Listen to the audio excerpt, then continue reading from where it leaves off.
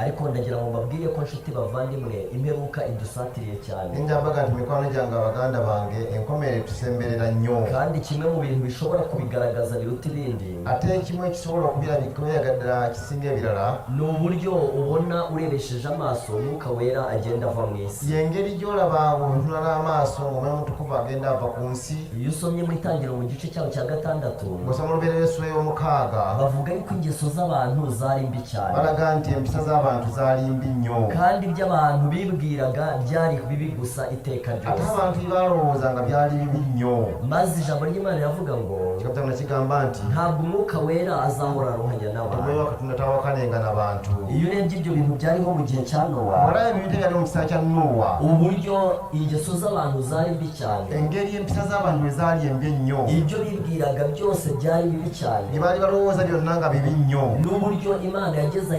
ikanga kugumya kuruhanya n'abantu engeri katonda gye yatuusa n'agamba sitaddamu okwokana n'abantu ubona ibyo bintu ari byo birimo byisubiramo muri iyi minsi isoza olaba nga bye biri mu kweddamu mu kiseera kino ekikumanyiriza ebyafaayo kandi by'ensi. n'ubundi muri Matayo mu gice cya 24 era mu Matayo 24 igihe Yesu yavugaga ibimenyetso byo kuza kwe Yesu n'ayogera obubonero bw'okukomawo kwe yaravuze ngo nk'uko byari biri mu minsi yabanjirije umwuzure yagamba nga byali mu kiseera amataba nga tegannaba niko bizaba bimeze mu gihe umwana w'umuntu azaba agiye kuza. era bwe kiriba mu kiseera ky'okujja kw'omwana w'omuntu. mu gihe Yesu yitegerezaga isi igihe izaba igeze ku musozo mu kiseera Yesu yatunuliranga ensi bwe riba etuuse ku nkomerero banekereza ko n'ibi bihe byacu yabibonye ndaba nga ndowooza nga n'ebiseera yaffe bino yabiraba yaribajije ati mbese umwana w'umuntu nazaza asanga kwizera ko kiri mu isi yeebuuza nti omwana w'omuntu bw'alijja alijja kusanga okukkiriza ku nsi. inshuti zanjye bavandimwe mikwano gyange kimwe mu bimenyetso bikomeye cyane ekimu mu bubonero obw'amaanyi bigaragaza yuko Yesu agiye kugaruka obulaga nti Yesu ali kumpi okudda ni uburyo ubona abantu bagenda bakamuka yengeri abantu gyolaba nga bagenda baggwamu uburyo ubona umwuka wera agenda bavaho ng'omwoyo mutukuvu agenda bavaako ngo umwuka wera aba arimo ava ku isi gahoro gahoro kandi buri nti munsi omwoyo mutukuvu agenda ava ku nsi mpolampola ate buli lunaku.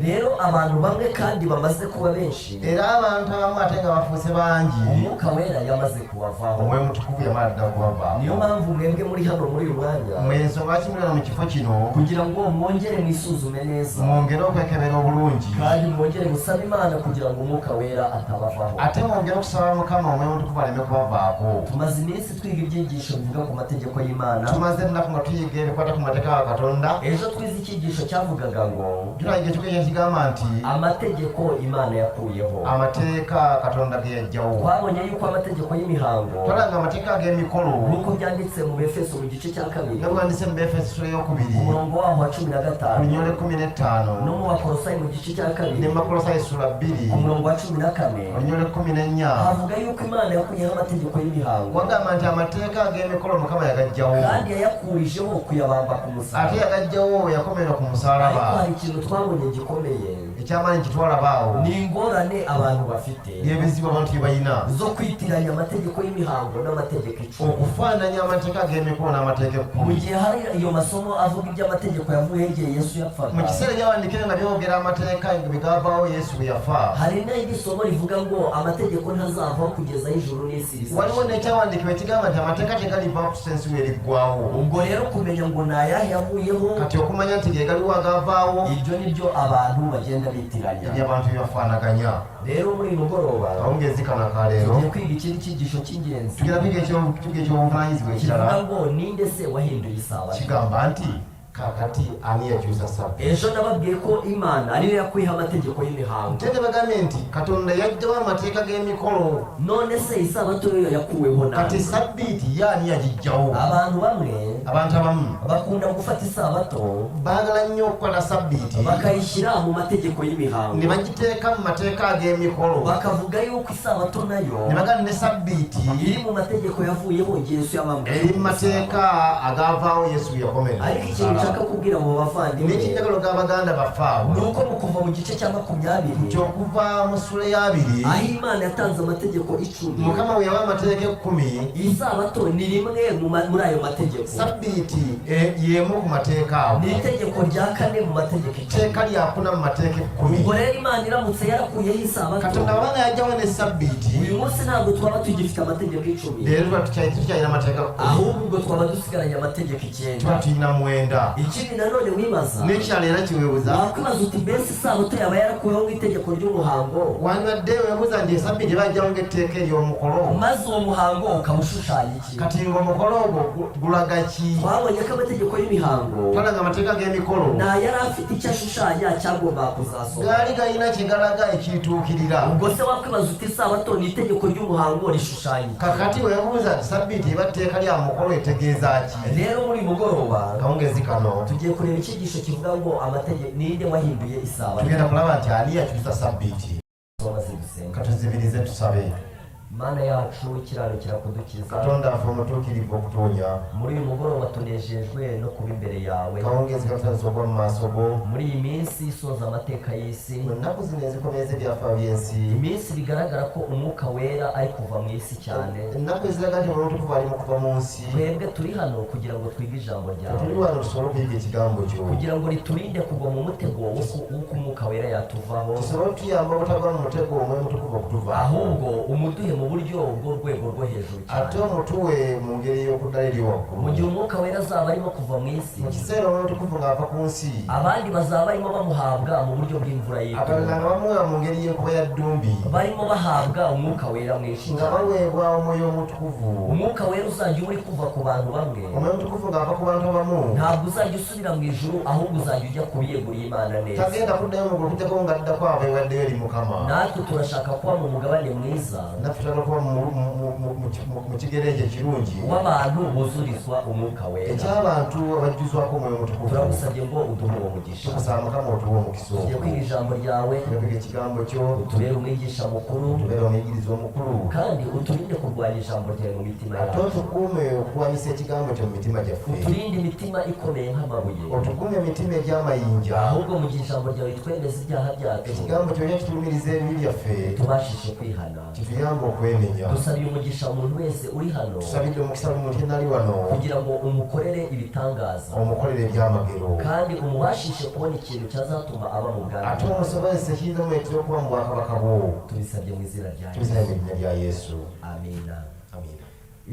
isomo tugiye kuganira avuga ngo ekyawaleka tulina okunyumyako kigamba nti ninde wahinduye isabato ani yakyusa sabbiiti iyo dusomye mu gitabo cy'itangiriro bwesoma mu kitabo kya lubereberye tugasoma mu gice cyayo cya kabiri netula mu ssula ey'okubiri tubona ku murongo wa mbere kugeza uwa kabiri tulakunya olusobola ku lwokubiri igihe imana yezaga umunsi wa karindwi mukama ng'atukuza olunaku mu gice lw'omusanvu cya mbere cy'itangiriro mu ssula esooka mu lubereberye imana yaremye ibintu bitandukanye mukama yatonda ebintu eby'enjawulo ibintu byose tubona kuri iyi si ebintu bitulaba ku nsi kuno byaremwe mu minsi itandatu byatondebwa mu nnaku mukaaga nk'uko byanditse mu itangiriro mu gice cya nga mbere bwe kiwandiikiddwa mu lubereberye essula esooka ariko tugeze mu itangiriro mu gice cya kabiri bwe tugenda mu ssula ey'okubya lubereberye haranditse ngo wandiikiddwa nti ijuru n'isi n'ibirimo byinshi byose ne bigga okukola eggulu n'ensi birangira kuremwa ne bigga okukola eggulu n'ensi ku munsi wa karindwi imana irangiza imirimo yakoze ku lunaku olw'omusanvu katonda amaliza emirimu gye iruhuka ku yakola munsi wa karindwi imirimo yayo yose n'awummulira ku lunaku olw'omusanvu mu mirimu gye gyonna gye yakola imana yaremye ibintu mu minsi itandatu katonda atonda ebintu mu nnaku mukaaga maze ku munsi wa karindwi ku lunaku olw'omusanvu imana iruhuka imirimo yakoze yose ku munsi wa karindwi mukama n'awummula emirimu gye yakola ku lunaku olw'omusanvu umurongo wa kabiri olunyiriri olwokubiri haranditse ngo awandiikiddwa nti imana iha umugisha umunsi wa karindwi mukama n'awa omukisa olunaku olw'omusanvu iraweza n'alutukuza kuko ariwe imana yaruhukiyemo imirimo yayo yose kubanga lwe lunaku yakoze lyawummulira mu mirimu gye gyonna gye yakola uwo munsi wa karindwi olunaku olw'omusanvu ni nawo munsi imana yaje guha izina lwe lunaku era katonda lyeyawa erinnya mu itangiriro mu lubereberye mu gice cya kabiri mu ssula ey'okubiri bawita umunsi wa karindwi oluyita lunaku lwa musanvu ariko iyo ugeze mu kuva bw'ogenda ate mu kuva mu gice cyaho cya makumyabiri mu ssula ey'abiri ahanditse amategeko icumi awandiikiddwa amateeka 10 haranditse ngo awandiikiddwa nti wibuke kweza umunsi w'isabato jjukira okutukuza olunaku olwa sabbiiti mu minsi itandatu ujya ukora mu nnaku omukaaga okolanga aba ariyo ukoreramo imirimo yawe yose okolerako emirimu gyo gyonna ariko wa karindwi naye olw'omusanvu ariko wa karindwi naye olunaku lw'omusanvu niwo sabato y'Uwiteka Imana yawe. Sabbiiti eri Mukama Katonda wo. Ntukagire umurimo wose ukoraho Tolukolerako omulimu gwonna wowe ubwawe so nawe wekka cyangwa umuhungu wawe oba mutabani wo cyangwa umukobwa wawe oba muwala wo cyangwa umugaragu wawe oba muddu wo cyangwa umuja wawe oba omuzaana wo cyangwa itungo ryawe oba ensolo yo cyangwa umunyamahanga wawe uri iwanyu. munnaggwanga lyewo. Hano ho barimo baratubwira Imana ifata wa munsi witwaga wa karindwi mu itangiriro, wano batugamba Mukama akwata olunaku lw'omusanvu mu lubereberye maze Imana igahita iwita izina. Mukama n'alutuuma eri. Haranditse ngo ariko wa karindwi niwo sabato y'Uwiteka atugambye Imana nti naye yawe. olw'omusanvu ye Sabbiiti eri Mukama Katonda wo. Mu minsi itandatu mu nnaku 6 buri munsi wose uba urimo umubare. buli lunaku lwonna luliko ennamba. Ku munsi wa mbere Imana yaremye umucyo, olusooka yatonda ekitangaala. ku munsi wa kabiri Imana yaremye isanzure, olunaku oluddawo n'atonda ebbanga. ku munsi wa gatatu Imana yateranyije amazi yo munsi isanzure olunaku hamwe. olwokusatu n'akuŋŋaanya amazzi wamu. Urumva ko buri munsi urimo umubare, olaba buli lunaku alina n'ennamba yaalwo. ariko iyo rigeze ku munsi wa karindwi ebyo ku lunaku olw'omusanvu Imana iravuga ngo niwo sabato Mukama y'Uwiteka n'agamba Imana nti yawe. Sabbiiti eri Mukama Katonda wo. Iyo ukurikiranye aya masomo ogabera ebyawandiikibwa bino ubona yuko abantu bagiye babaho ku isi bayoboka Imana olaba abantu abaaliwo nga bakkiriza Katonda bose bakomeje kuruhuka isabato. bonna bagenda mu maaso n'okuwummula Sabbiiti. None se wibaza ikibazo kibaza ngo weebuuza ekibuuzo kibagamba nti ko tureba mu itangiriro Imana igihe yaremaga nga tulaba mu lubeerere Katonda ng'atonda yaruhutse ku munsi wa karindwi yawummula ku lunaku lw'omusanvu ikawuha umugisha kandi ikaweza, n'aluwa omukisa n'alutukuza. byagera mu kuva ebituuka mu kuva mu gice cya 20 mu ssula ey'abiri kuruhuka isabato bikagirwa rimwe mu mategeko 10. okuwummula Sabbiiti ne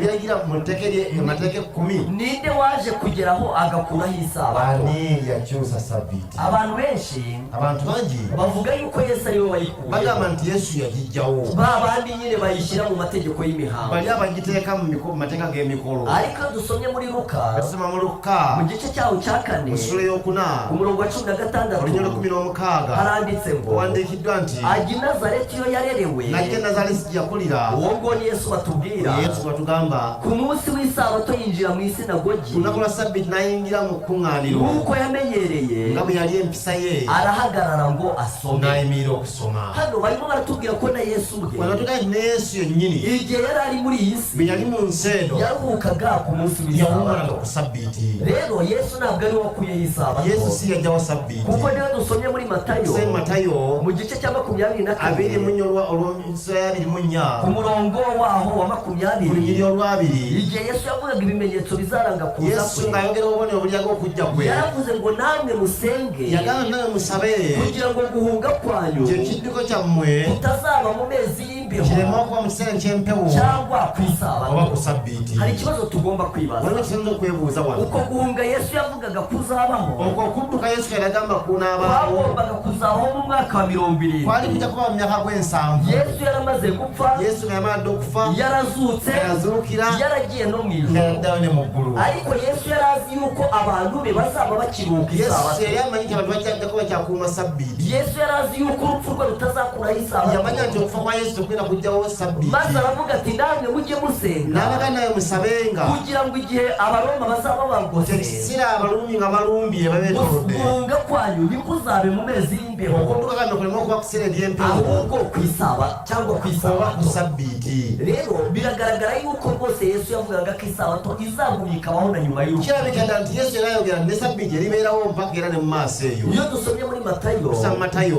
mu gice cyawo cya 5 essula ey'okutaano ku murongo wa 17 onyolo 17 Yesu yavuze amagambo akomeye, Yesu yogera ebigambo by'amaanyi aravuga ati mwitekereza ko naje gukuraho amategeko naga ate mulowooza nti najja okudibya amateeka cyangwa ibyahanuwe, oba ebyabannabbi. sinaje kubikuraho sajja kudibya ahubwo naje kubisohoza. wabula okutuukiriza. Avuga ku murongo wa 18 onyolo ati 18 nti kandi ndababwira ukuri yuko ijuru n'isi kugeza aho bizashirira kubanga amagamba mazima nti okutuusa ku n'ensi lwe biriggwawo amategeko atazavaho inyuguti imwe ennukuta emu newankubadde akatonyezako mu mateeka cyangwa agace kayo gatoya bakatonyezako mu mateeka kugeza igihe ibintu byose okutuusa bizarangirira. byonna we biriggwa. Inshuti zanjye bavandimwe, mikwano gyange Imana ishaka ko tuba dufite imitima Katonda yoroshye, yaga tubeera emitima emigonvu, imitima igirwa inama. emitima egiweebwa amagezi. Imana yaduhaye isabato Mukama yatuwa Sabbiiti ari twebwe ifitiye nga akamaro, ffe beegasa, ariko iyo abantu barimo naye bayirwanya abantu babagirwanyisa barimo bayirwanya nk'ikintu kibi Imana yabahaye babagirwanyisa nk'ikintu kibi Katonda kiyabawa hari ikintu twabonye aho kintu gitwaraba igihe twarimo twiga icyigisho kivanga imiterere y'amategeko y'Imana atuyiga embera z'amategeko ya Katonda nababwiye ko nemeranya namwe nabadanti nzikiziganya namwe yuko amategeko ari ay'umwuka kubanga amategeko ga mwoyo kandi yuko twebwe turi abakane ate turi ba mubiri koko ntabwo twebwe twashobora gukomeza amategeko tubyishobora dala ferso tukiza amategeko nga tubisobola ariko nanone na yera kuba tutashobora kuyakomeza tubyishoboje kuba tushobora gakwata nga tubisobola ntabwo bivuga ko tugomba kuyakuraho tekitegeza ntitugajyeho ahubwo ijambo ry'Imana rivuga ngo kikamya nkigamba nti nimunkunda bwe munanjagala mukitondera amategeko yanjye nimukwata amategeko gange nanjye nzasaba data abaho umufasha nange nisaba kitanga bawo mubezi ni nawe umuntu yakubwira ati genda uhinge uno musozi mbona kageno lime ku rusozi runo maze ntumubwire uti we ntabwo nabishobora utamugamba nti asitabisobola ahubwo nubwo ubona yuko utabishoboye nino mulaba batobisobola ariko ugahita utangira kugerageza utandika kubikora okugezaako bikola maze yabona nawe urimo ugerageza era bweraga nawe ogezaako yabona utamusuzuguye alaba tumunyomye agahita agenda akakuzanira imashini nagenda zihinga nakwetera emashini ezirima rero na Yesu yaravuze ngo ne Yesu yagamba nti nimunkunda bwe munanjagala mukitondera amategeko yanjye nimukwata amateeka gange nimuyasuzugure nimutaganyoma nanjye nzahita nsaba data maze abaho nange umufasha nisaba kitanga bawo mubezi niwe mwuka w'ukuri ye mwoyo w'amazima kandi ntibishoboka ko ab'isi bamuhabwa tekisoboka ab'ensi okumuweebwa hari igihe twebwe tujya twumva ibintu tukumva ntibyumvikana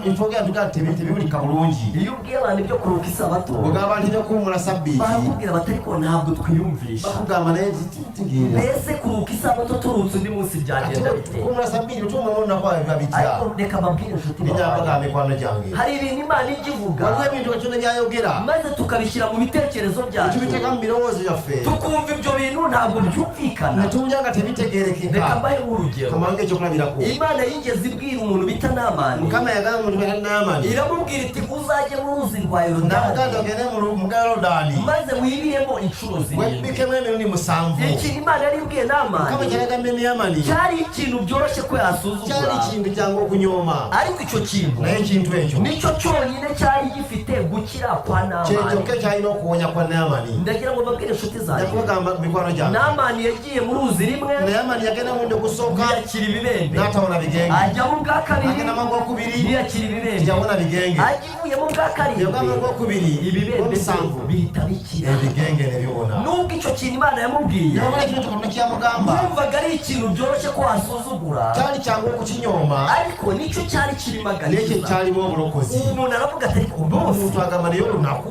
ati bishoboka ko atari umunsi Imana yavuga kulabika si olunaku ubuse mu munsi haba harimo iki ti mu lunaku mulimu ibyo bimeze nk'ibyo Imana yabwiye Naamani Katonda byagamba Naamani hari ikindi kintu nshaka waliwo kubabwira kintu kyala bagamba Imana yigeze ibwira Abisirayeli mukama yagambako Abayisirayiri igihe bari mu gihugu cya nga Egiputa bali mu nsi y'Emisiri irababwira iti muzafate amaraso nagamba mukwate omusaayi maze muyasige ku nkomanizo musiige ku mifuubeeto ikintu byoroshye ko ekintu wagisuzugura ekyangu okinyoma ikintu uvuga utari ko Imana nayo irasetse tonga kati mukama asesa amaraso ku nkomanizo omusaayi ku mbese mufiubeeto iyo filime Imana iri gukina ni kati iyihe firimu ki mukama gyazannye n'uyu munsi Imana itubwira umunsi wa nerero karindwi baga lunaku olw'omusanvu n'uwanjye lwange ntukagire umurimo ukoraho tubaako ki mulimu gw'okolerako abantu baravuga bati bishobora kuba hari ikindi kintu Imana ashaka abantu kuvuga bagamba nti waliwo ndoza Katonda kyagala ariko okwogera umunsi se waba urimo iki olunaku lulimu ki inshuti zanjye bavandimwe mikwano gyange aba Imana iturusha kureba kure Katonda atusinga nubwo okumulaba ibintu Imana yavuze niwangana ebintu byayogera waba wumva utabisobanukiwe owulira nga neza tobitegeera bulungi nubwo waba wumva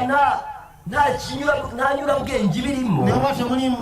magezigezi mangi jya umenya ngo Imana indusha ubwenge manya nti mukama nsinga amagezi menya ngo Imana indusha kureba manya nti mukama nsinga okulaba nubwo njye nabisobanukiwe niwangana sibitegeera ariko Imana izi icyo naye bisobanura mukama manyi kyebitegeeza rero bavandimwe banjye mikwano gyange nno iri tegeko rya kane etteeka lino eryokuna ndajya mbabwire yuko niryo rigenda kuzashingiraho urugamba njagala kubategeeza nti erigenda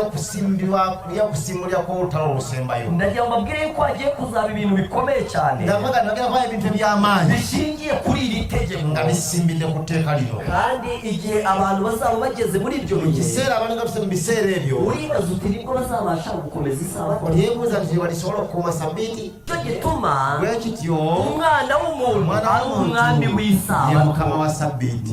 nayo reka tuvuge amasomo abiri katubandika bibiri irya mbere yavuga ngo ekisooka kigamba ku nti munsi w'umwami wacu narindi olunaku lwa mukama nali mu mwoyo ibyaka biravuga ngo yakubiri gamanti nicyo gituma umwana w'umuntu kitete mwana w'umuntu ari umwami w'isabato wa sabiti mbese uko ku munsi w'umwami ni ku unakuramo kama ruliwa umunsi w'umwami unakuramo kama ni ku isabato ye sabiti kugira ngo nanone ubyemere rero bikirize norwa wareba muri Yesaya mu Yesaya mu gice cyaho cya 58 Isura cya 8 umurongo wa 13 urunyole 13 haranditse ngo wandikidwa nuhindukira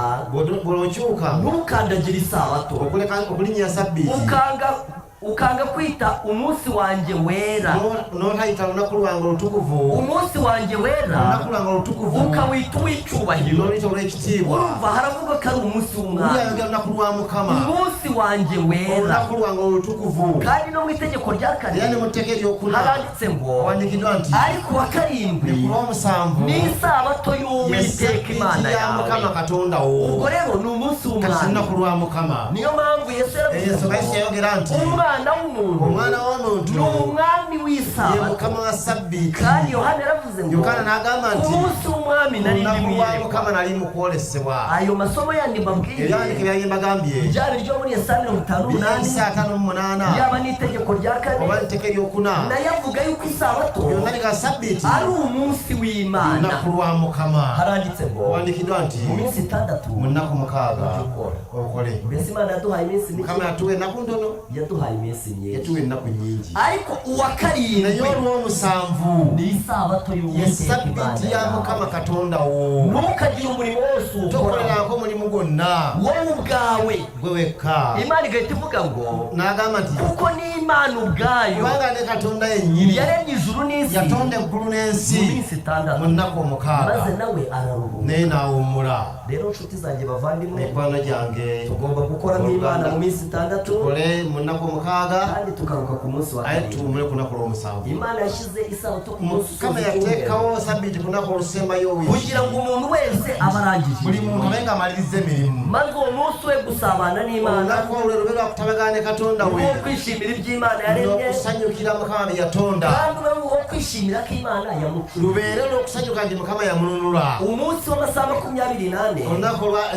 olunaku lw'essaawa isabato 24 kuva izuba rirenze ku wa okubanga enjuba gatandatu egudde ku lw'omukaaga kugeza izuba rirenze ku wa karindwi okutuuka ku njuba ng'egudde ku lw'omusanvu aba ari amasaha ziba yera ssaawa ntukuvu ngo ntiwemere kwikorera ibyo ushaka tosaana kukola by'oyagala ahubwo ibyo ugomba gukora muri uwo by'osaana munsi okukola mu lunaku luno Imana yarabivuze mukama yabyogera mu munsi wo kuramya Imana no lunaku kuyihimbaza lwa kumusinza na kumutendereza rero urumva ko intumwa za Yesu buli abayigiza ba yesu duhereye kuri Yohana tandikire ku yokaana baruhukaga ku isabato baawumula ku sabbiiti igihe Yohana bamujugunya ku kirwa cya yokaana Patimo muteki bamusula ku kizinga kya patimo yaragiye agezeyo yatuukayo isabato igeze sabbiiti bwe yatuuka n'ubundi ayiruhuka nk'uko yaratuwe ayiruhuka n'awummula nga bwe yawummulanga maze era igihe yari yaruhutse iyo sabato bwe yali nga awummudde sabbiiti eyo nibwo yagiye mu mwuka bwatu yagenda mu mwoyo kandi nibwo Imana yamuhishura ibyo yanditse mu mukama bwe byanditswe. yamubikkula byawandiika mu kubikkulirwa reka turebe n'izindi ntumwa katulabe n'abatume abalala mu byakozwe n'intumwa igice cya 13 tukuleye abatume 13 umurongo wa 13 na 14 olugendo 13 haranditse ngo wandikiddwa nti Pawulo nabo bari kumwe awo pawulo ne banne batsukira Ipafo ne bawandika amatanga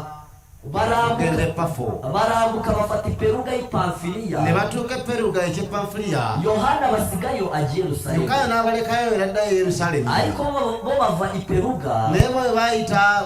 okuva mu peruga bararomboreza bagira muri Antiyokiya ne y'Ipisidiya batuuka mu antiyokiya ku ekyepisidiya munsi w'isabato binjira mu ne isinagogi bayingira mu kuŋŋaaniro ku lunaku lwa sabbiiti ne aha batuula ngaha wano nno Yesu yari yarapfuye yesu yali yafa yari yarazutse yazuukira yari yaragiye mu ijuru yagenda mu ggulu ariko intumwa zari zikiruhuka naye isabato abatume baali bakyawummula kugeza sabbiiti ubwo Pawulo kusa pawulo kuri iki gice cya 13 mu swere 13 ku munsi w'isabato binjira mu ku lunaku lwa sabbiiti ne bayingira mu kuŋŋaaniro ne batuula bahise batangira kubwiriza abo batandika okubuula ebasanzeeyo reka twumve amateraniro arangiye katuwulire olukuŋŋaana nga umurongo wa luwedde 44 olunyongana mwebbi bagisohoka bwe baafuluma barabinginga ngo bazongere kubabwira ayo magambo ku isabato ne ikurikira babegayirira okubabuulira ebigambo bino ne ku sabbiiti ibyo bivuga yuko rwose ku isabato ariwo munsi basenga bitegeeza nti ku sabbiiti ne baasabanga urumva bari basenze ku baali isabato basabye ku sabbiiti maze amateraniro ararangira olukuŋŋaana luggwa abantu barabwira bati muzongere mutubwire amagambo ku isabato mwongere ikurikira tugambe ebigambo ne ku sabbiiti endala eddako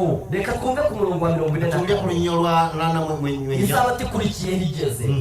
ku isabato ikurikiyeho aho kusabiti eyokubiri ab'umudugudu hafi ya bose bateranira ku ne bakumwana kibuga kyonna okuwulira ekigambo kya Katonda kimwe cyakubabwira waliwo kintu kimu kyakabbaga mbabwira yuko mu gihe cya Yesu mbaga mu kisaa kya Yesu no mu gihe cy'intumwa ze ne mu kisaa ky'abatume be habagaho umunsi umwe wo kuruhuka wabagaho olunaku lumu lw'okuwummula w'abakristo w'abakristaayo uwo munsi wari isabato olunaku lwali sabbiiti ariko habagaho n'umunsi walingawo n'ennaku endala abapagani basengaga izuba abakafiiri basinzanga enjuba maze nabo bakawita ku nabwo ne cyumweru baluyita sande mbese icyumweru cyaje guhinduka umunsi wo gusenga w'abakristo gute sande yafuuka ekyo olunaku lw'okusinza ninde waje gukuraho isabato ani yaddawo sabbiiti ko twabonye wakuyeho amategeko y'imihango twalaba yaddawo amateeka g'emikolo igihe Yesu yapfaga ko yesu yavuyeho bwe yafa ne gavaawo mbese ninde wafashe amategeko kati ani yakwata amateeka 10 maze agakuramo itegeko rya kane yaddawo etteeka eryokuna maze hagasigara amategeko ne 9 wasigala amateeka 9 Bibiliya iravuga ngo bayibuli egamba nti umuntu wese yitondera amategeko omuntu yose yenna akwata amateeka agasitara kuri rimwe n'asobyamu limu aba yacumuyeho yose abange omegamenye gonna none abantu benshi kati abantu bangi ntabwo bafite amategeko 10 tebalina amateeka 10 ahubwo mu mategeko 10 amateeka 10 bafashe n'itegeko rya kane bakwata amateeka eryokuna maze barikuramo ne balijjamu basigarana amategeko ne 9 basigala amateeka 9 kandi ubwo ngubwo ate olwo nno basorwa n'amagambo avuga ne ngo batugirako ebigambo bigamba nti yose aba yacumuye gonna abagamenye reka twumve irindi somo katule kyabandiko ekirala ku ntumwa mu byakozwe mu 16 gatune 16 umurongo wa 13 olunyole 13 nanone tugiye kureba uko Pawulo yitwara tulaba era Pawulo bwe yeeyisanga ku munsi w'isabato awo ku lunaku lwa sabbiiti tuva mu mudugudu ne tufuluma mu mulyango gw'ekibuga tujya ku mugezi inyuma y'irembo okugenda ku mugga bwe twalowooza dukeka yuko hariho ahantu ho bwe gusengera twalowooza nti waliyo ekifo ekyokusabirangamu turicara tuvugana n'abagore ne bahateranye tutuula ne twogera n'abakazi ngo ni ku abaakuŋŋaana munsi wa ryari olunaku ki ku munsi w'isabato olunaku lwa sabbiiti tuva mu mudugudu ne tuva mu kibuga tujya ku mugezi ne inyuma tugenda ku y'irembo mugga dushaka yuko hari ahantu abantu barimo nga basengera twagala tulabe bantu bigaragara basabira ko ari wo munsi wo ekitegeeza nti gusengeramo lunaku lwa kusabirako aho ni mu byakozwe awo n'intumwa mikola y'abatume mu gice cya 16 musula ya 16 umurongo wa 13 olunyole kandi 13 aya masomo mujye muyandika yawandika bino mubiwandiike reka turebe ku gice cya 17 katugere kusula ya 17 igice gikurikiye cya 16 yesu yegobereye 16 umurongo wa mbere n'uwa kabiri olunyole lusooka lwokubiri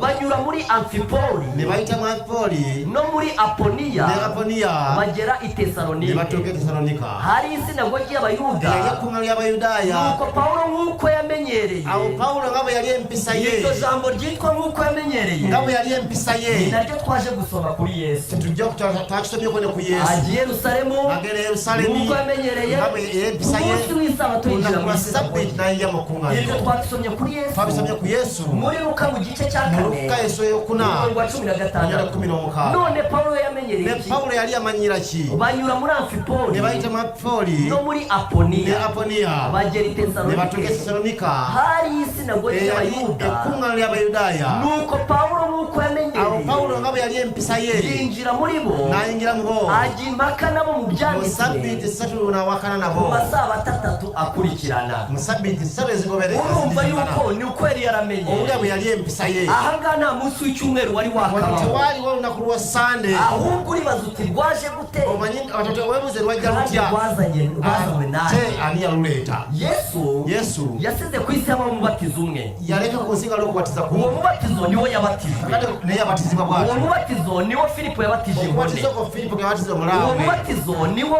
Petero yabatije Koroneliyo okubatiza Peetero ke yabatiza uwo Koloneliyo mubatizo niwo Ananiya yabatije Sawuli okubatiza Ananiya ke yabatiza Pawulo Yesu Sawulo yasize mu isi habaho umubatizo umwe Yesu yaleka waliwo okubatiza kumu Yesu yasize mu isi habaho umunsi umwe wo Yesu gusenga yaleka mu nsi waliwo olunaku lumu niwo lw'okusinza yasengagaho naye yasabirangako niwe intumwa ze zasengagaho abatume basabirangako ibintu byahindutse gute kandi ebintu ryari byakyuka bityateera ddi icyakora naye intumwa zigiye gupfa abatume nga bagenda okufa zanditse amagambo akomeye bawandika ebigambo by'amaanyi zaranditse Pawulo yaranditse ngo Pawulo yawandiika nti nzi yuko nimara kuvaho manyi nti enimala okuvaawo amasega ryanazinjira emisege emikamo girijja yari arimo avuga ko ibintu Imana yasizeho era bizangizwa yoganda ebintu byalekawo yaravuze ati hazaduka abantu bavuga ibigoramye walijja abantu abogera ebikyamye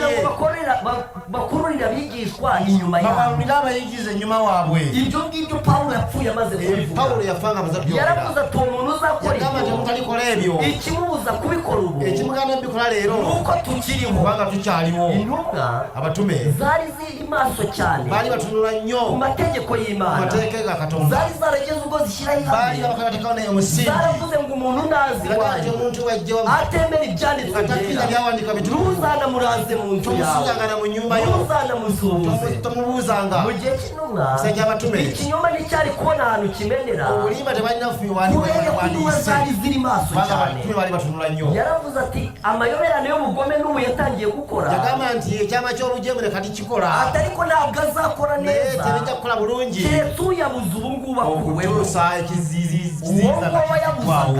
eyaziizanga ni pawulo n'izindi ntumwa ye bagenzi pawulo be n'abatume abalala banne niyo mpamvu iri somo ensonga ekyawandikwa kino kivuga yuko pawulo kigamba nti pawulo yamaze amasaha atatu atakurikirana yamala esabbiiti ssatu ariko ezidiriŋŋana azengera hariya ng'asabira esitalonika umurongo igice cya 18 essula 18 ndagira ngo mwumve ko ari amasomo ndagala menshi muwulye ebyawandikibwa basomye bingi igice cya 13 basome essula 13 basomye icya 15 basome 15 basomye icya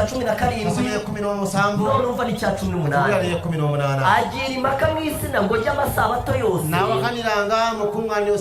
buli sabbiiti yemeza abayuda n'abagiriki n'asendasenda abayudaaya n'abayonaani agira impaka mu isinago ry'amasabato yose ng'awakanira nabo mu sabbiiti zonna yemeza abayuda n'abagiriki ng'akakasa abayudaaya mbese n'abayonaani isabato yaje guhindurwa nani sabbiiti yakyusibwayo yesu ko yasize ibintu byose biri ku murongo yesu ng'aleka ebintu byaba biri ku layini yesu ntabwo yigeze asiga hariho ikinyoma n'ukuri bibisikana yesu tiyalekawo bulimba ku sabbiiti yasize harimo ukuri gusa yaleka nga waliwo mazima ariko naye ijambo ry'imana ryavugaga ekigambo kyakono kyali kigamba nti hari umuntu uzica gahunda y'imana waliwo omuntu alimenya none ninde enteekateeka wahinduye isabato kakati yali yakyusa reka dusome muri daniyeli tusome mu mu daniyeli gice cyawo cya mu karindwi ssula y'omusanvu umurongo wa 25 olunyi lwa 25 haranditse ngo wandikiddwa nti niwe uzavuga ibyo kugomera isumba era byose alyogera ebigambo ebibi eri oyo ali waggulu ennyo kandi azarenganya abera bisumba byose aliteganya abatukuvu we ali waggulu ennyo azigira inama zo guhindura ibihe n'amategeko era alirowooza okuwanyisa ebiseera n'amateeka kandi bizarekerwa mu maboko ye era biriweebwayo mu mukono gwe kugezaho igihe okutuusa ekiseera n'ibihe n'ebiseera n'igice cy'igihe n'ekitundu ky'ekiseera bizashirira bwe biriggwawo daniyeli yari yaravuze kane ubuhanuzi lyayogera obunabbi agira umuntu arenguriraho n'abaako omuntu gw'ayagala okutegeeza ubwo na pawulo yamurenguriyeho ne pawulo yali ayagala amwita kumutegeezaako umubisha wishyira hejuru y'icyitwa imana namuganje cyose mudemu eyegulumiza cyangwa okusiza igisengwa katonda cyose oba ekizikiriza kyonna kugira ngo yicare mu rusengero atule mu rw'imana yeekaalu ya katonda yiyerekane ko ari yeerage nti imana katonda daniyeli we yaravuze ngo daniyeli yagamba nti niwe uzavuga ibyo kugomera isumba yaliyogera byose ebigambo ebyokujemera mukulu ayinza byonna daniyeli yavuze ko ari umuntu uzaza akavuga ibyo kugomera daniyeli isumba yaga nti byose yalijja n'obujeemu ng'ajemera oyo ayinza kandi byonna azarenganya abera bisumba era byose aliteganya abatukuvu we ali waggulu ennyo azigira inama zo guhindura ibihe alirowooza okuwanyisa ebiseera n'amateeka kandi bizarekerwa mu maboko era ye. biriweebwayo mu mikono gye hari ikintu nkundira imana waliwo yacu ekintu kyenjagalya katonda imana yacu katonda waffe ni imana nziza katonda mulungi ushobora kwibaza ngo okwebuuza nti umuntu akuraho amategeko y'imana omuntu ajja amateeka ya katonda maze imana ikamwihorera mukama n'amuleka ushobora kwibaza ngo okwebuuza nti umuntu arwanya imana omuntu alwanyisa katonda maze akagumaho n'abeerawo abantu baribaza batariko imana niyo yaduteje abantu ibibazo beebuuza nti mukama yatuleeta ebizibu ariko reka mbabwire inshuti naye kamabwe emikwano gyabwe imico y'imana myiza empisa za katonda niyo ennungi itumye natwe tukiriho ensonga nti tukyaliwo kandi naffe twarisha amategeko ate nga y'imana twamenya amateeka ga katonda satani sitaani yakoze ibintu bibi mu ijuru yakola ebintu ebi mu ggulu ariko ntabwo imana yigeze naye imwica mukama teyamutta yaramuretse ngo arangize yamuleka amalize ekiseera ngo kye ubugome bwe buzajye ku nti karubanda obulayo bulabike mu lwatu kandi hari igihe cyageze olw'ekiseera kyatuuka ubugome bwa satani abamarayika barahunga era obulayo bw'abamalayika ne babulaba igihe yesu yapfiraga ku mu kiseera yesu musaraba yafiira ku musalaba nibwo abamarayika bavuye mu bamalayika ijuru ne bava mu kubuzaabuzibwa bamenya ukuntu satani ateye ne neza bategeera sitaani ddala kyali satani we yaje sitaani yajja agaragaza yuko ashaka kuzana amategeko ng'akadda meza nyakuleeta amateeka arusha y'imana kuba meza agasinga akatonda okuba ubwo bulungi rero iyo imana ihita imwica katonda bwesinga yamuttirawo abamarayika bari kuvuga ati ntimureba bamalayika baliga ni mulabe yuko imana yanze yuko atunganya ibintu katonda ganye onatereza ebi maze imana katini katonda iha satani igihe n'abasitani ekiseera amategeko ashaka kuyoboza amateeka y'okukulembeza ensi maze ayereka abantu agalaga abantu ayereka abamalayika abamarayika bitegereje ibintu satani yakoze engeri sitaani zijjakolamu kuva igihe yatangiye kuvuga ayo yatandika magambo kugira ebigambo ebyo maze igihe yiciraga Yesu ku ekiseera musaraba kya Yesu ku musaalaba bahise babona yuko satani balaba nti sitaani ddala kandi nanone era Imana yakomeje kumugumishaho katonda agezaho kumulekawo kugira ngo nanone era nti n'abantu babashe kuzabisobanukirwa n'abantu basobole okubitegeera Imana ntabwo ari nkatwe mukama tali nga ffe kandi iyo mico yayo myiza emisaze ennungi natwe nicyo naffe kitubeshejeho kitubezezaawo hano rero n'uwo munyamugome n'oyo omulabe oyo yahinduye amategeko y'Imana yakyusa amateeka ga Katonda ariko biravuga ngo bayibuli egamba nti bizarekerwa mu maboko ye nebirekebwa mu mikono ntabwo gye Imana izamwica mukama tamutta ahubwo izamureka akoresha igihe alimuleka akozesa ekiseera kye akimalirize tuzabireba mu minsi tujja kubiraba mu nnaku ezijja mu maaso hari amagambo nifuza kubasomera baliga benjagala okubasomera yanditse mu gitabo cy'intambara ikomeye galikira mu kitabo ky'olutalo olunene kuri paje 320 peegi ey'ebisatu abiri haranditse ngo wandikiddwa nti umuhanuzi Daniyeli avuga iby'agahembe gato nabbi Daniyeli ng'ayogera eby'ejjembe ettono ariko ubupapa nga bwe bwa paapa muri ayo magambo mu bigambo ebyo yaranditse ngo yawandiika nti azigira inama zo guhindura ibihe n'amategeko alirowooza okuwanisa ebiseera n'amateeka intumwa Pawulo yo pawulo ye ubwo butegetsi yabwise umunyabugome obufuzi obwo n'abuyita obulabe wagombaga kwishyira hejuru y'Imana yaragenda okwegulumiza waggulu wa Katonda kwishyira hejuru y'Imana k'ubupapa okwegulumiza kw'obwa paapa kugaragarira mu guhindura amategeko yayo kulabikira mu kukyusa amateeka ga Katonda umuntu wese wubahiriza amategeko nk'uko yahinduwe omuntu yenna assaamu ekitiibwa amateeka nga bwe gakyusibwa ubwo bene magambo akaba yubahiriza icyumweru oba mu kigambo ekirala nga assaamu ekitiibwa sande aba aha ikuzo n'icyubahiro gikomeye ubwo butegetsi bwahinduye amategeko abaawa ekitiibwa obwo obufuzi obwakyusa amateeka igikorwa nk'icyo cyo kumvira amategeko y'ubupapa ekikolwa ng'ekyo ky'okugondera amateeka g'obwapapa kizaba ari icy'isumbwe rihawe ubupapa mu cyimbo cy'Imana kiriba kisukkulumye okuwa paapa mu kifo kya Katonda nayo mpamvu cyitwa ikimenyetso cy'inyamaswa kikiva kiyitibwa akabonero ni k'ensolo ikihe nyamaswa ni ikiyo ngiyo nyine ivuga ubupapa era kya nsolo eyo eyogera obwa paapa reka mwumve n'aya ngaya tumuwulire bino ebigambo abayoboke b'Itorero Gatolika ry'i Roma abakkiriza b'ekkanisa y'Abakatoliki ey'e Ruumi bemera guhindura isabato ko byakozwe n'itorero ryabo bakkiriza nti okukyusa esabbiiti kanisa yaabwe yabikola ndagira mbabwire yuko ibyo bintu abagatolika barabyemera njala kubategeeza nti Abakatoliki bakkiriza ebintu ebyo abantu batajya babyemera kugira ngo bigaragare ko bataguye mu mutego abatabikkiriza nti balema okugwa mu mutego ni abaprotesitanti b'abaprotesitanti ariko abagatolika naye Abakatoliki bari fiyeri mwumva mbese bishimye babiwulira bulungi era basanyufu baravuga bati kera umunsi w'Imana wari sabato bagamba nti edda olunaku lwa Katonda ali sabbiiti maze Kiliziya Gatolika naye ekereziya Katolika yitorera umunsi wa mbere neerondera olunaku olusooka mu wiiki hano rero wano nno abayoboke b'Itorero Gatolika ry'i Roma abakkiriza b'ekkanisa y'Abakatoliki ey'e Ruumi bemera ko guhindura isabato byakozwe n'itorero ryabo bakkiriza nti okukyusa esabbiiti kanisa yaabwe yakikola kandi bagahamya ko abaprotesitanti bemera ububasha bw'Itorero Gatolika era ne bakkiriza ne abaprotesitanti bakkiriza obuyinza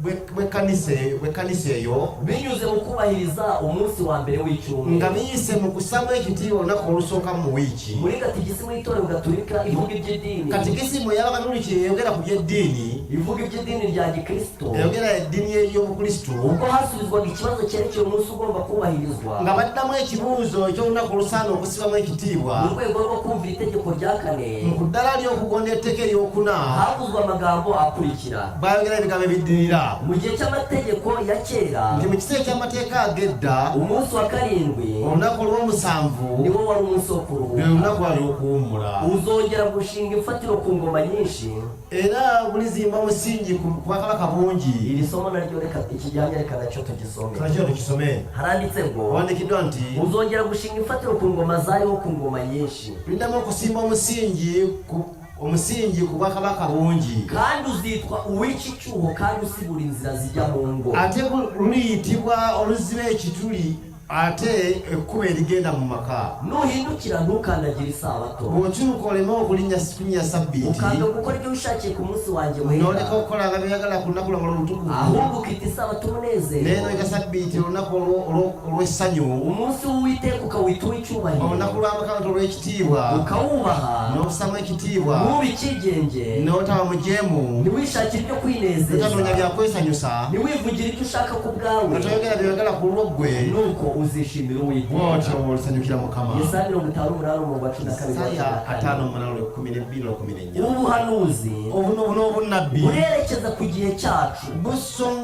bututwala ku kiseera kyaffe icyuho cyaciwe mu mategeko y'Imana mwajjamu ebbanga mu mateeka ga Katonda igihe isabato yahindurwaga n'ububasha bw'ubutegetsi bw'i mu Roma kiseera sabbiiti byakyusibwa n'obuyinza bw'ekkanisa y'Eruumi ariko igihe cyarageze kiseera kyatuuka kugira ngo itegeko ryatanzwe n'ijuru risubire mu mwanya waryo etteeka eryawe waggulu okudda mu kifo kyalyo icyuho kigomba gusanwa wateeka okuziba ekituli kandi imfatiro zariho ku ngoma nyinshi nazo zigomba kuzamurwa ate emisingi egyaliwo ku bwakabaka obungi biteekwa okuzibwawo iri somo riravuga ngo taboneka kigamba nti uzongera gushinga imfatiro zariho ku ngoma nyinshi waliddawo okuzimba omusingi ogubaddewo mu myaka gy'obwakabaka kandi uzitwa uwica icyuho ate luyitibwa olukuziba ekituli kandi uzitwa usibura inzira zijya ate bwekibwa okugolola amakubo none amategeko y'Imana 10 amateeka Katonda 10 yaciwe n'icyuho gateekebwamu maze ekituli itegeko rya 4 rivamo etteeka eryokuna ne livaamu kandi muri Yesaya ate mu Isaaya haranditse ngo awandikiddwa nti bahana amategeko yanjye ne bawana amateeka gange ngabe ikimenyetso gaba akabonero aho ngaho ni muri Ezekiyeli awo ni mu Ezekieri niyo mpamvu rero bavandimwe ensonga lwaki baganda bange Imana irashaka yuko mukama mucisha bugufi. ayagala twetoowaze igihe twamaze kwica itegeko ry'Uwiteka ekiseera kitwamala nga tumenya etteeka lya Katonda tukemera ibyaha byacu tukkirize ebibi byaffe kandi Imana yiteguye ate kutubabarira mukama yeeteseza okutusonyiwa ariko ntabwo tugomba kugumya gushinga ijosi tetusaana kukakanyaza nsingo aha ngaha hari ibinyamakuru bitandukanye wano waliwo empapula z'amawulire ez'enjawulo hano mu kinyamakuru cya Kiliziya Gatolika wano mu mpapula lw'amawulire olw'abakatoliki gisohoka buri gihembwe lusufuluma buli kwota oba buli taamu oba buli myezi cyitwa esatu American Catholic Quarterly kiyitibwa bwekityo American Catholic Quarterly cyo muri Mutarama 1883 ekiri mwezi gw'omukaaga mu 1883 banditsemo amagambo akurikira bawandika ebigambo ebiddako nti haranditse ngo abaprotestanti nti abaprotestanti uretse kwishingikiriza ku bubasha bwa Kiliziya ng'ogyeko okwesigama ku buyinza bwa Kereziya nta mpamvu n'imwe yumvikana bafite tewali nsonga n'emu etegereka gye balina ishyigikira kuruhuka ku cyumweru ewagira okuwumula ku sande bwekityo bakabaye mu by'ukuri bandibadde mu mazima baruhuka nga isabato bawumula ku sabbiiti buriya abaprotestanti kakati abaprotestanti bavuye muri Kiliziya Gatolika bava mu Ekereziya Katolika bavuga bati mwebwe ntabwo mwubahiriza ne bagaa Bibiliya nti mmwe temusaamu bayibuli ekitiibwa baravuga bati twebwe turashaka kubahiriza tebagala Bibiliya kusaamu bayibuli ekitiibwa ariko ngo nta mpamvu bafite naye tebalina nsonga igihe barimo bubahiriza icyumweru baba nga bakuuma sande Kiliziya babaza iti mbese byagenze Kereziya babuuza byabitya mwavuye muri twe muvuga ko mushaka kubahiriza mwaba Bibiliya mufe abagamba bakusaamu bayibuli bite ekitiibwa nabi n'isabato y'Uwiteka waki sabbiiti ya Mukama twebwe twemera yuko kubw'ububasha bwacu tetukkiriza ku lw'obuyinza bwaffe twahinduye uwo munsi twakyusa olunaku olwo maze dukura kwera ku munsi w'isabato ne tujjawo olunaku lwa sabbiiti tugushyira ku cyumweru tuteeka ku sande nk'ikimenyetso cyo gukomera kwacu ng'akabaliro k'obugumu bwaffe none ko mwebwe mwadusohotsemo kati mwe nga mwatuvaamu muvuga yuko mushaka kujya kubahiriza mugamba Bibiliya nagenda kusaamu bayibuli ekitiibwa mbese byabagendekeye bite byabatambulira bitya ngo bameze nk'umuntu wahunze nyina balinga omuntu yadduka nnyina ngo ariko agatwara akantu ke ko mu mutwe n'atwala akantu kak'omu mutwe ibyo niko byagendekeye bwebityo abaprotestanti byagenda kwa protestant ni nabo bahora barwana n'ikintu kyebava balona nga balina cyo ekintu kuvuga yuko Yesu yakuyeho nga isabato bagamba nti yesu yajjawo sabbiiti ariko hari ikibazo nshaka kubabaza naye kinjagala babuuza kuki barwana n'icyo kintu lwaki balana n'ekintu kandi ekyo umuntu wayikuyeho abyivugira ate ng'omuntu yajjawo sabbiiti alyeyogera wayikuyeho aravuga ngo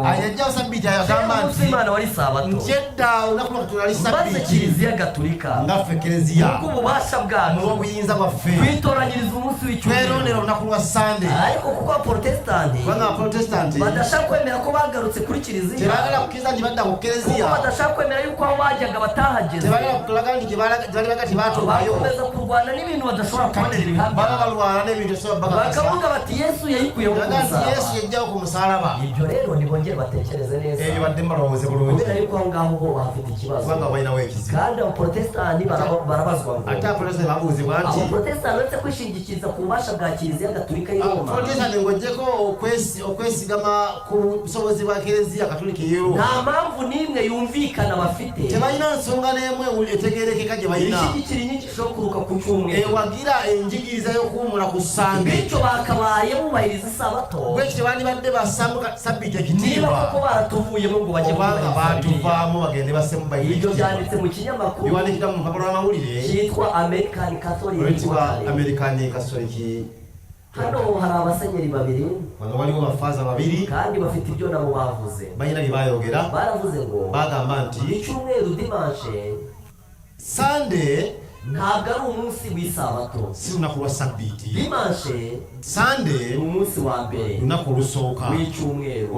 olwa wiiki. Imana ishobora byose Katonda ayinza byonna ntiyigeze itanga itegeko ko abantu bagomba kweza umunsi wa mbere teyawa ku tteeka ligamba nti abantu bakuze olunaku olusooka ahubwo yatoranije umunsi wayo wihariye naye yalonda olunaku lwe olw'enjawulo nuko ivuga yeruye iti era ayogera bulungi nti ujye weza umunsi wa karindwi tukuzanga olunaku kandi olw'omusanvu. Imana yatanze n'impamvu ate Mukama yawa n'ensonga yahisemo uyu munsi yalonda olunaku luno aho guhitamo undi uwo ari wo wose mu kifo ky'okulondawo endala zonna. impamvu yihariye ku munsi wa karindwi ensonga ey'enjawulo ku lunaku olw'omusanvu w'iminsi irindwi olunaku omusanvu yonyine ennaku omusanvu zokka lwe luno. kandi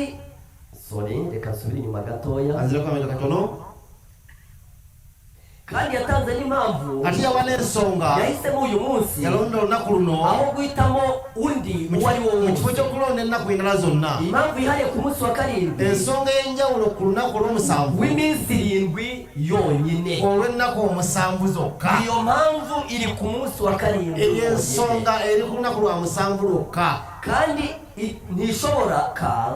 kuboneka ku yindi minsi isigaye. ate ensonga eyo tesobola kulabika mu nnaku endala Imana iravuga iti Mukama agamba nti kuko iminsi itandatu kubanga ennaku ari mukaaga Uwiteka yaremye ijuru n'isi n'inyanja n'ibirimo byose ze nnaku Mukama Katonda zonnemu eggulu n'ennyanja n'ebiri byonna akaruhuko kuwa karindwi n'awumula ku lw'omusanvu. nicyo cyatumye Uwiteka amugisha umunsi kyeyava Mukama awa olunaku olw'omusanvu esabbiiti maze omukisa akaweza n'alutukuza. abantu bagomba kuruhuka imirimo yabo abantu bali basaana okuwumula emirimu gyabwe umunsi wa karindwi ku lunaku olw'omusanvu kubera ko n'Imana nayo kubanga ne Katonda yennyini yaruhutse iyo mirimo yawummula emirimu egyo ku lunaku olw'omusanvu. hari igihe abantu babaza ikibazo abantu babuze kibaza ngo ekibuuzo nga beebuuza nti mbese twabwirwa n'iki munsi wa karindwi kiyinza tutya okumanya olunaku luno olw'omusanvu? ariko nshuti zanjye naye emikwano byo ni gyange ukwiyobageza cyane muleme kwebuzaabuza. hari ahantu handitse iminsi abiri muri bibiri waliwo abantu abawandiikidde ennaku zino ahambere ni mu itangiriro awasooka mu lubereberye aho Imana yaremaga ibintu Mukama ng'atonda ebintu. umunsi wa mbere Olunaku ikarema ikintu olusooka n'atonda ekintu, umunsi wa kabiri ikarema olunaku ikintu olwokubiri n'atonda ekirala. aho niho hantu handitse iminsi hambere muri awo we bibiliya wandiikidde ennaku zino mu umunsi Bayibuli. waremweho umucyo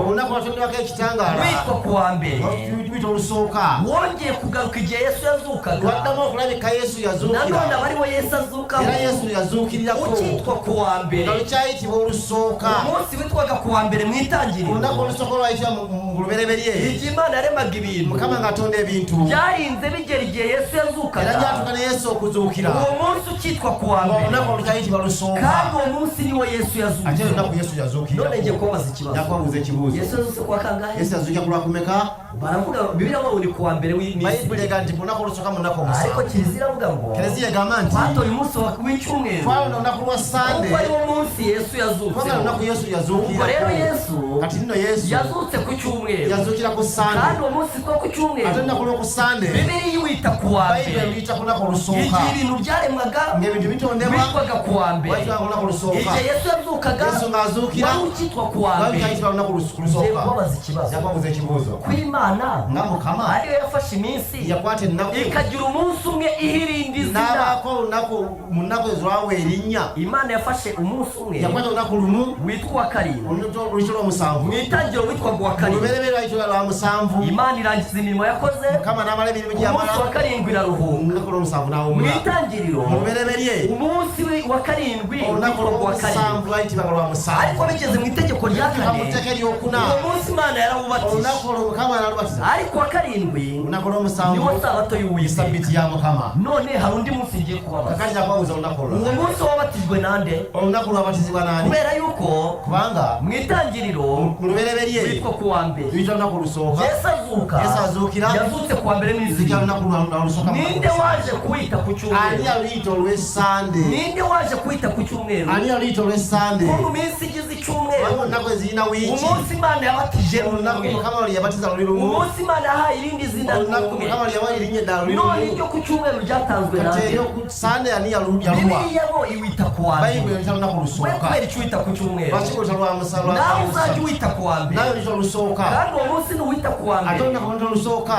wari utowe witwa ku wa mbere wali luyita olusooka ubwo uzahita witwa ku wa kabiri luyita kuyita olwakubiri uwo witaga ku wa kabiri wali luyita olwokubiri uzagera ku wa gatatu luyita olwokusatu bizagera ku wa witaga ku wa gatandatu luyita olwomukaaga uwita ku wa karindwi luyita lwa musanvu ariko nshuti zanjye n'emikwano gyange satani ni umuriganya cyane satani nga mulimba nnyo satani ni umuriganya nga cyane mulimba nnyo uramutse urebye ikinyoma isi yose olaba omulimba ensi yonna isi yose ensi irimo yonna bweri abantu bafite amashuri abantu menshi abalina abantu bafite za degiri abantu zikomeye abalina cyane digiri ariko naye ntibashobora kwicara tosobola kutuula ngo bafate akanya batekereze balowooze inshuti zanjye bavanye mikwano gyange nababwiye yuko kimwe mu bintu bizatuma abantu barimba nabaga kimwe kirituekirira okuzikirira ni uko bafite ubugome bwinshi kubanga balina obulamutima bafite ubujiji balina sirwakuba tebalina kuki umuntu adafata umwanya ngo yicare tawayo ekiseera iyo habaye iby'akazi kuki aserebeka ebyemiwo lwaki emirimu kuki akora cyane iyo habaye iby'akazi lwaki okola nnyo nga bakuwadde ariko umuntu akaba yarize amashuri omuntu nawe ng'asoma uyu munsi turiho olwaleero tuliko akaba akiwita ku wa kane ng'akyaluyita lwakuna luno uyu munsi olwaleero ntabwo ari ku wa kane leero si lwakuna ahubwo ni ku wa gatanu leero lwakutaano niba ushaka kubimenya era kubimanya fata umunsi Yesu yazutse kwata olunaku yesu yazuukirako wa wundi witwaga ku wa mbere iminsi irindwi oluyitibwa olusooka mu nnaku wowe uwita ku cyumweru oluyita lwa sande nawe wita uko bibiri wita nawe oluyita bayibuli kubera kyeruyita icyo wita izina wohimbye lwaki oluyita erinnya Imana irema ibintu lyotuumye katonda ng'atonda ebintu uwo munsi twa ku wa mbere olunaku luyita lusooka Yesu azuka yesu ng'azuukira witwaga ku wa luyita mbere olunaku lusooka kubera ko Yesu yasize ibintu biri ku murongo kubanga yesu aleka ebintu bikulayini ikibazo cyaje kuvuka nyuma ye tajjawo oluvannyuma lwe ikibazo cyavutse nyuma y'abigishwa kyajjawo oluvannyuma lw'abayigirizwa cyaje kuvuka mu itorero rya Roma kyajja mu kanisa y'Eroma none rero kakati fata umunsi wita ku cyumweru kwata olunaku oluyitibwa olwa sande wite ku wa mbere oluyita olusooka nk'uko bibiri nga wita bayibuli eruyita uri buze kugera kuri uyu munsi ojja tutya ku lunaku luno witwa ku wa oluyita gatanu lwakutaano ejo hazaba ari ku wa gatandatu enkya ku lwamukaaga kandi ejo niho Imana yaremye umuntu ate katonda yatonda omuntu ejo hazaza enkya muri cya wajja cyumweru cyo kurema mu ky'obutonzi ejo hazaza niho Imana yaremye umuntu enkya katonda yatonderaku maze omuntu umunsi uzakurikira olunaku ejo olwaddako niwo Imana olwenkya yaruhutseho katonda lwawumulirako niyo mpamvu bavandimwe ensonga lwaki mikwano gyange Imana irashaka umuntu ufite umutima katonda woroshye ayagala omutima omutima omugonzi umutima wicisha bugufi omutima ogwetowaaza umutima udahagurukiye kurwanya omutima Imana ogutalwanyisa katonda nubwo waba wumva utabisobanukirwa neza oba tobitegera bulungi ushobora kuvuga utari kose kubera iki nsonga manyi lwaki umunsi olunaku ufite amasaha nk'ay'undi olina esaawa ngenzamala Imana ikurusha ubwenge mukama atusinga amazzi yabwiye abantu ati muzasiga amaraso ku yagamba abantu musiige ntabwo ari ngombwa ko Imana yisobanura mukama sikunyuka ivuga ennyonnyolako impamvu ya buri kintu ntabwera cyose ensonga ya buli kintu kyonna Imana irashaka yuko mukama tuyizera yagala tumukkirize tukamenya ko idukunda netumanya nti atwagala ntabwo tugomba kwibaza ibibazo sana kumubuuza bibuuzo ntabwo twabaza ngo kuki ushaka ko dusiga amaraso ku lwaki yagala tusiige omusaayi ku mifuba eto ikiriho kimwe gusa kimu kyokka ni ekiriwo uko abayasize abasiigako omusaayi byarabarokoye galo ababisuzuguye ababinyooma bakamera nk'uko abantu bavuga ne bati bafaananga abantu bagamba nti umunsi olunaku ufite amasaha olina 28 essaawa 2 mu myaka ungana n'indi minsi etaano n'endala hari abantu waliwo abantu babisuzuguye ababinyooma maze baravuga bati Imana nayo bagamba nti irasetsa mukama naye asize yavuze ngo dusige amaraso ku mubiri tusiige omusaayi ku mifuba ubwo eto siyo filimi ivuga kati iki firimu etegeeza ki kandi abo bantu bose barapfuye abantu abo bonna baafa Imana yabwiye umuntu wita mukama yagamba omuntu umwami wo muri Siriya kabaka wa siriya iramubwira iti yamugamba nti uzajya muri Yorodani ogere mu yorodani kandi uzibiramo karindwi ate obikemu buri gihe Imana itubwira ibintu mukama atugambye nti bulijjo byoroshye yuko wakumva bidafite umurongo ebyangu by'omulanga tebirina nalayira ibintu wumva rwose wavuga uti Imana nayo irasetsa by'omulanga ti mukama yasesa Imana nayo irakina imikino mukama y'abana naye yazanya emizanyo igihe gy'abaana umuntu bita Namani bambwira kujya muri namani Yorodani ngabamuga ati gera mu yorodani yaravuze ati ariko uyu bintu yagamba nti naye birasetsa ebintu bino bisesa ubu se nari nzi ko uwo muntu ari busohoke badde mbanje ajja kufuluma omuntu maze oyo akandembaremba ijya intoki ankwateko n'engalo maze akansabira ngakira ansabire empone none arambwiye ngo ninjye muri Yorodani ngere mu yorodani ubu se amazi ya hano atandukanye n'ay'iwacu gawukana n'agewaffe maze ngo agiye gukata ngo yitange naye ng'agenda kuweta agende abagaragu baramubwira bati abantu b'abanyamugamba muganda waffe nujya mu mazi wanyu nturi bonogera amazi gamu njya ku bakubwiye ngo jya mu ruzi rwa bakubaye bagenda mu mugaga Yorodani kandi bakubwiye ngo uribiramo kandi bagambe njya kubiramo ibindi musango none rero kakati ibyo bintu wibihindura imikino tobizanyise ebyo ibintu rero namwe no wibihindura imikino tubizanyisa abaganda bawe ibyo bintu museka iyo bintu musekerera mu minsi iri imbere muzabona yuko bikomeye mujya kuranta iby'amazi muzabona yuko abantu bagiye kurira mujya kuranta abantu bagenda kaba ku rwebyo umunsi wa karindwi unaku n'umusanvu ni sabato y'Uwiteka sabete ni mukama Katonda rero kakati no Daniel yatubwiye yatugambye nti ibyo umuntu wagomba kuza ibyo umuntu yari no kujya arengurira kuri Roma ngayogera ku Roma aranditse ngo aziga inama zo guhindura ibihe ari nozo kuwanyisirisa n'amategeko ni ibintu bingahe ibintu bibeka ni ibintu bibiri azahindura ibihe ajya gusebisera n'amategeko kandi kuko byose byarahinduka niyo mpamvu uyu munsi wita ku wa kane kubera ko ibihe byarahinduka bamwe bisera byacyuka igihe Imana yaremaga ibintu mukane yatonda ibintu umunsi watangiraga izuba rirenze maze ukarangira izuba rirenze ibya saa sita z'ijoro sinzi ngo byavuye niyo mpamvu n'isabato itangira izuba rirenze ku wa gatandatu izuba rirenze ku wa karindwi umunsi wa mbere utangira izuba rirenze ukarangira izuba rirenze ariko ngo azigira inama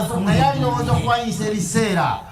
ikibabaje ikiruma n'abantu bafite amashuri bibanta basoma abantu bize cyane abantu abayive nyo bagera ku bindi ukabona barashishikaye ariko bagera ku bintu by'Imana ukabona wagira ngo ubwonko bwabo ntibukora umuntu akaba mu kinyoma imyaka 10 none bavandi baganda ntabwo mwahindukirira Imana mwiza cyukira Katonda murumva mwakomeza mukarwana n'Imana murumva munagira amaso mukurane Katonda none se murumva amaherezo muzatsinda muroze komera munawanga hari ikintu kimwe mwakora ikintu kimwe kimunyizo cyanditse muri Yeremiya cyandikira mu Yeremiya mu gice cyawo cya 3 musore yo kusatu umurongo wa 13 unyone 13 haranditse wandikirwa nti icyo nshaka ni kimwe gusa cyangwa kimwe cyo kwa nuko wemera ibyaha byawe kirize bibibyo emera yuko wisha amategeko kiriza tubamenye amategeko ya Katonda emera yuko nta mpamvu yuko wabitangira twali insonga nyenza kuwayo emera yuko urubanza ruguhama kiriza ntemusangu kakata ko maze wikubite ku birenge bya Yesu ogwe ku bigere bya Yesu umugambi nti nisha amategeko namenye amategeko abo umutima wanjye wa kabiri umutima wanjye uzalianwa warwanyije ingoma yawe warwanyije ubufuzi ariko ndifuza kumbabarira ntego mbonso nyiwe kandi ndifuza guhindura atendagala ncyusirayini maze nubwo ndi umunyantege ndi munafu ariko ubwiye yuko uzampumura nayo mwambe jya kumva mu mutuku maze nkabasha gushobora amategeko yawe ukata amategeko maze uyu munsi ufata icyemezo rero salewo ucicaye muri izi ntebe cyatude mu ntebe zino utarasubira mu rugo Katonda ndamakago uvuga uti kuvuye ogamento rero ngiye kujya nifatanya ngenda kwegatia n'abantu ba Katonda uzajya senga Imana gusaba Katonda kusabiti ate mukama ibunezezwe n'ikintu ajya kusanyuka no kusalawo ko irakiguhera atajya kukwera ko mukisa